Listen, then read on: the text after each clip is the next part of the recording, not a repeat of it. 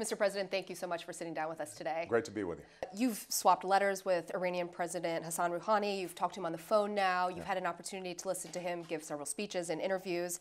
I think Rouhani has staked his position on the idea that he can improve relations with the rest of the world. And so far, he's been saying a lot of the right things. And the question now is, can he follow through?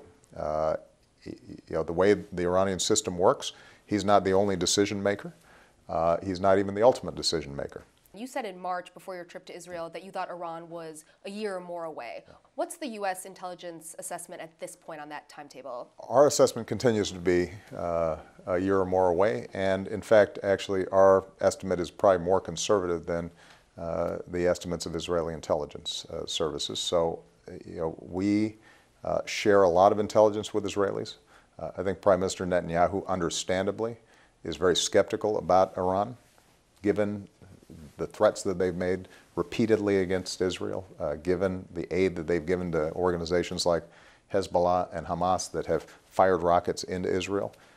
If I were the Prime Minister of Israel, I'd be very wary as well of any kind of talk from the Iranians. Have you made a decision yet on how many U.S. troops you'd like to see in Afghanistan after 2014? And are you comfortable with a scenario that would leave no American troops there after the end of next year? We are going to end combat operations in Afghanistan at the end of 2014.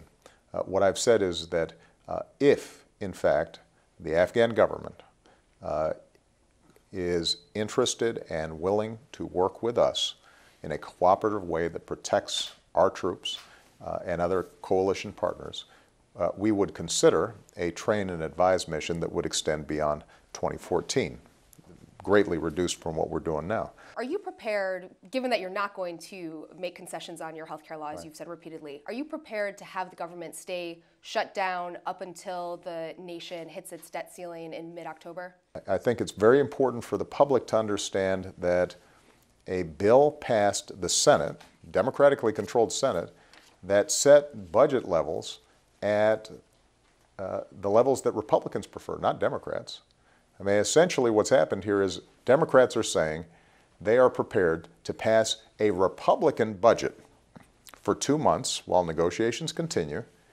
We just can't have a whole bunch of other extraneous stuff in it, and the obsession with the Affordable Care Act, with Obamacare, has to stop. That is not something that should be a price for keeping the government open. Look, I think it's very important because the name of this is the debt ceiling, and so when people hear that, they automatically think, well, that must mean that somehow this is authorizing more spending and more debt for the United States. That's not what this is. What this is the ability for the United States government to pay for things that Congress has already committed us to paying for. And as a result, this has been a routine vote. It's happened more than 40 times since Ronald Reagan was president.